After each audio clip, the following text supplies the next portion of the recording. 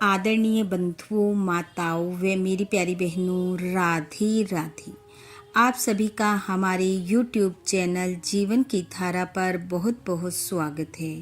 बंधुओं, आज हम इस वीडियो में अमावस्या तिथि की कथा सुनेंगे, जिसे सुनने सुनाने से पितृ प्रसन्न होते हैं और वह अपनी संतानों को सुख समृद्धि व खुशहाली का आशीर्वाद प्रदान करते हैं। कथा सुनने के बाद यदि आप हमारे चैनल पर नए हैं तो कृपया हमारे चैनल को सब्सक्राइब करें, बेल आइकन को प्रेस करें ताकि हमारी वीडियो की नोटिफिकेशन सबसे पहले आप तक पहुंचे। वीडियो को शेयर व लाइक भी जरूर करें। बंधुओं, अमावस्या तिथि पितरों को समर्पित तिथि है। इस दिन पितृ लोग धरती पर स्थित अपने पुत्र पोत्रों के घर आते हैं, उनसे भोजन के रूप में भोग ग्रहण करते हैं और उन्हें आशीर्वाद देते हुए प्रसन्नता पूर्वक अपने लोक को लौट जाते हैं। पितृ पूर्वजों के आशीर्वाद से घर परिवार की सुख समृद्धि व खुशहाली में वृद्धि होती है। इसलिए अमावस्या तिथि पर यथाशक्ति पितरों के नाम से दान पुण्य के कार्य करने चाहिए। उनके निमित्त भोजन ब्राह्मणों व जरूरतमंदों को अवश्य करवाना चाहिए। इस दिन पीपल में जल व कीड़ियों को शक्कर मिला आटा अवश्य डालना चाहिए। कथा का श्रवण करना चाहिए। तो आइए सुनते हैं अमावस्या की कथा, जो कि इस प्रकार है। प्राचीन कथा के अनुसार महर्षि मारीची के पुत्र थे अग्निश्वात। अग्निश्वात की एक पुत्री थी। पुत्री का नाम अच्छोदा था। अच्छोदा अत्यंत रूपवान, सुशील व संस्कारी कन्या थी। एक समय अच्छोदा के मन में ये इच्छा उत्पन्न हुई कि वह अपने पितृ पूर्वजों का दर्शन करे और वह भी सशरीर पितृलोक में जाकर।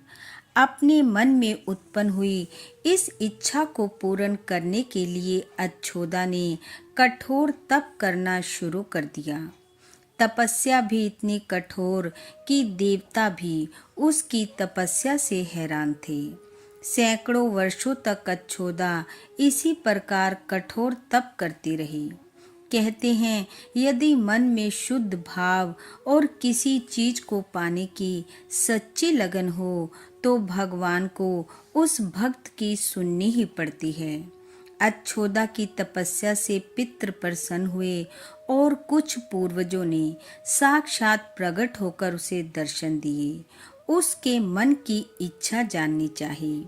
चूंकि पितृलोक में आयु का कोई प्रभाव नहीं पड़ता, अतः अच्छोदा के समक्ष आने वाले पितृ नव युवक थे।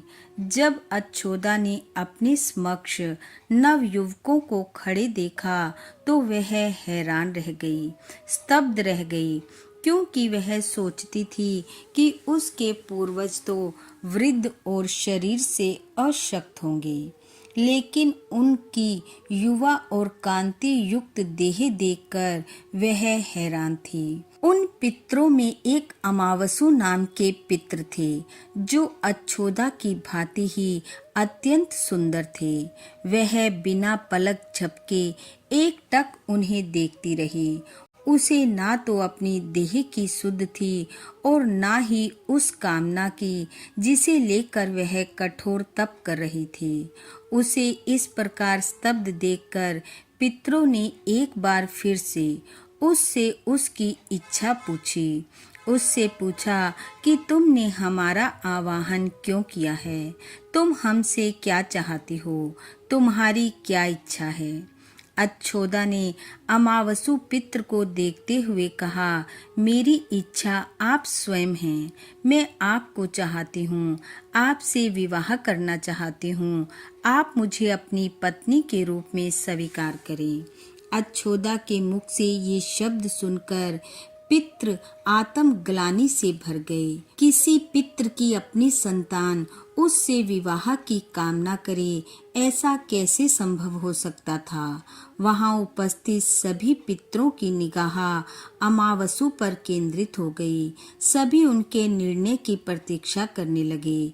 अमावसु कुछ पल अच्छोदा की तरफ देखते रहे। उन्हें देखकर अन्य पितरों को लगा कि अच्छोदा के रूप ने कहीं इन्हें विचलित तो नहीं कर दिया है, परंतु ऐसा बिल्कुल न था। अमावसु अपनी सीमा और अपना उत्तरदायित्व भली भांति जानते थे। उन्होंने स्नेहपूर्वक अच्छोदा को समझाने का प्रयास किया कि वह उनकी संतान है, उसकी यह मांग कदापि उचित नहीं है। लेकिन उनकी बातों का अच्छोदा पर तनिक भी प्रभाव न पड़ा और उसने उनकी एक भी ना सुनी। अच्छोदा के इस हठ को देखकर अमावसु क्रोधित हो उठे और क्रोध में आकर उन्होंने उसे श्राप दिया कि तुम्हारी अब तक की गई तपस्या पूर्ण रूप से निष्फल हो जाएगी और ना ही तुम पितृलोक में आ सकोगी। ऐसा कहकर अमावसु अन्य पितरों के साथ पितृलोक वापस लौट गए। पितरों के वापस लौटते ही अच्छोदा सामान्य अवस्था में लौट आई तो उसे बड़ा कष्ट हुआ। अपने किए पर पश्चाताप करने लगी, पर अब किया ही क्या जा सकता था। उधर पितृलोक में अमावसु की विद्वता देखकर सभी पितृ प्रसन्न हुए। देवताओं ने भी अमावसु की प्रशंसा की और पितरों को ये वर दिया कि आज का ये दिन पृथ्वीलोक पर पितरों को समर्पित दिन होगा। अमावसु के नाम से इस दिन को अमावस्या के नाम से जाना जाएगा और इसी दिन सभी पितृ धरती पर अपनी संतानों के घर जा सकेंगे और उनसे भोजन के रूप में भोग प्राप्त कर उन्हें मन इच्छित आशीर्वाद दे सकेंगे। उस समय से लेकर आज तक पितृ अमावस्या तिथि पर अपनी संतानों के घर आते हैं, उनसे श्राद्ध, तर्पण, पिंड दान के रूप में अपना भोजन प्राप्त करते हैं। वे उन्हें सुख, समृद्धि, खुशहाली और ऐश्वर्य का आशीर्वाद देकर पितृलोक को वापस लौट जाते हैं। बोलिए अपने अपने पितृ पूर्वजों की जय। बंधुओं, आपके पितृ पूर्वजों का आशीर्वाद व उनकी कृपा आप व आपके परिवार पर सदैव बनी रहे। आपका घर आंगन खुशियों से महकता रहे। इन्हीं शुभकामनाओं के साथ आप सबका बहुत बहुत धन्यवाद। राधे राधे।